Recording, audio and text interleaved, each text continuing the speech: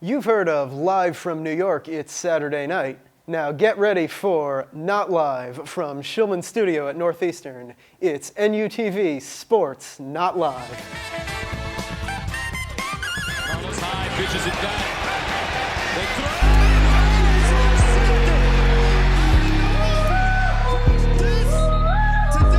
Before we get into today's revelries, we here at NUTV Sports want to say something regarding our conduct over the past year. Last year, we here at NUTV Sports endorsed the Jacksonville Jaguars as the official team of the club. Unfortunately, after our endorsement, our beloved Jaguars went through the rest of the season without getting another win and have yet to earn a win henceforth. Not only that, but megastar quarterback Gardner Minshew has tragically been exiled from the greater Jacksonville area, forced to live out the rest of his days in a Philadelphian hellscape. May we share a peaceful moment of silence for our fallen quarterback.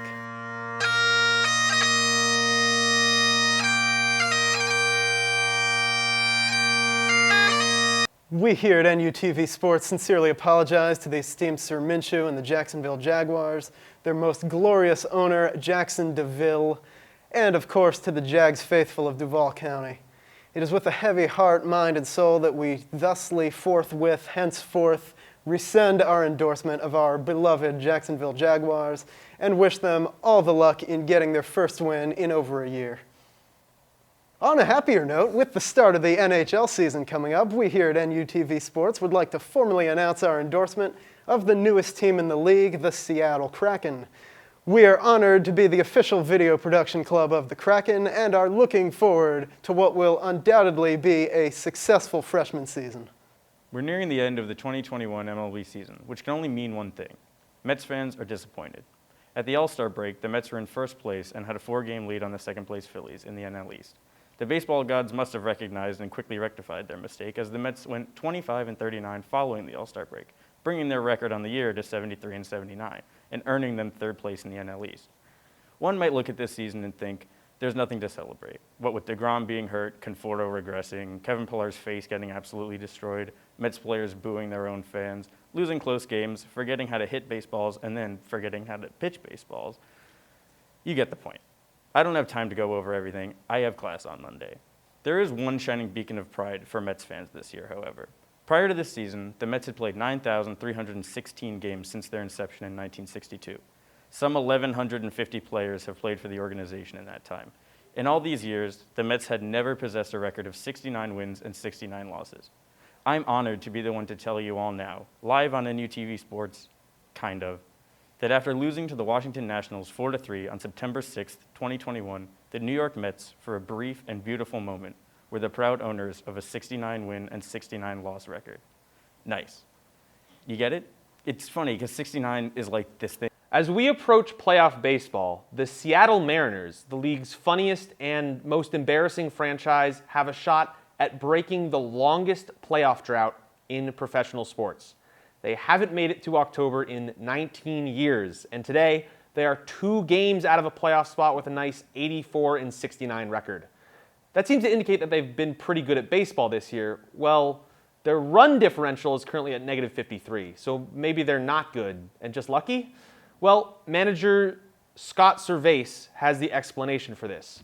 Sure, they get blown out sometimes, but the Mariners know what's really important: having fun. Servais said their fun differential, a much more real and important stat, sits at about +90. That's got to be the best in the league. That's huge. And now that we know the true secret to baseball, here at Watch Mojo, we've calculated the top 5 and bottom 5 teams at having fun, because that's what sports are all about. Coming in at number 1, we have the Mariners, of course, with their +90 fun differential, and everything about this team screams fun. We don't even need to really explain it to you. They have a ton of young, talented, weird players, and they all get along really well, and their best pitcher is literally Paul Sewald. They may give up more runs than they score, but when has that ever stopped anybody from just having a good time? We here at NUTV Sports are counting on the Mariners to make the playoffs. Coming in at number 2, right behind them, we have the New York Mets. Now, the players on the Mets have been doing something this year. We don't really know what it is, but it's definitely not baseball.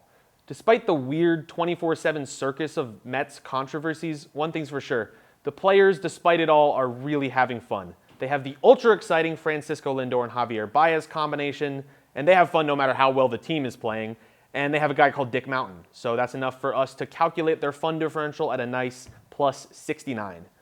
Their run differential is minus 30, and they're not making the playoffs, but it's not always about winning, Spider-Man. It's about the Mets. Baby. Love the Mets. All right, baby. Let's go. Get a home run, baby. Love the Mets. Let's go, Mets. Third on our list, we have the Cincinnati Reds. And they've had a pretty decent year with a plus 22 run differential, but the fun they're having is even better.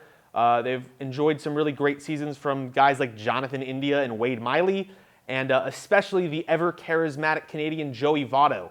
When he went on a home run tear, you could tell that their fun differential was high, and we say it's about a plus 54 in the fun metric, and there's a deep drive in left field by Castellanos, and that's going to make it a 4-0 ball game. Number 4, the San Francisco Giants. They're having a miraculous elite season, and they sit above the cold, unfeeling Dodgers, thanks to all the gosh darn fun they're having. The team is crazy old, and they're crazy good, and they got 2 guys named Brandon, and we're going to match their elite run differential with a plus 48 fun differential.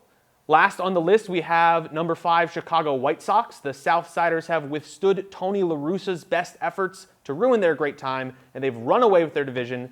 And being as good as the Giants or the White Sox, it definitely correlates with having fun, and you can see that in Tim Anderson and Eloy Jimenez, 2 of the top players in the league in F-WAR, which is fun won against La Russa.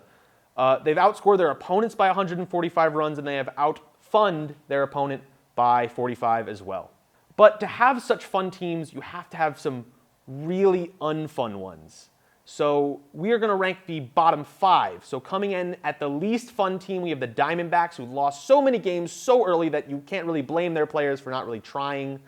They're at a negative 100 fun differential. Next up is the Orioles, and their only good pitcher, John Means, said that losing the 200 games in a row that they lost is the least fun he's ever had playing baseball.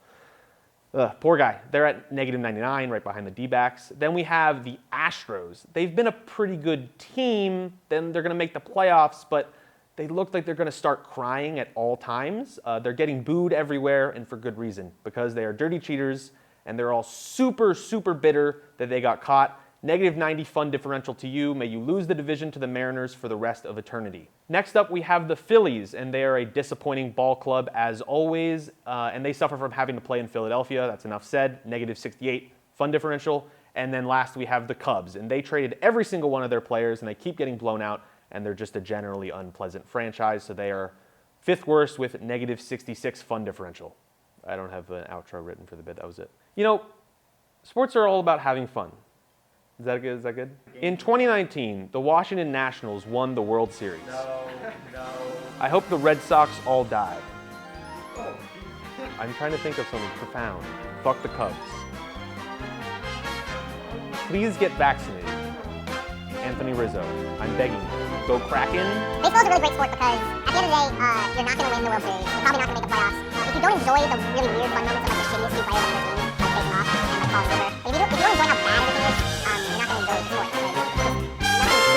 Because you shouldn't watch baseball. Remember when Dan Uggla had like a 30-game winning streak and it was like all over ESPN every single day? All those Dan Uggla.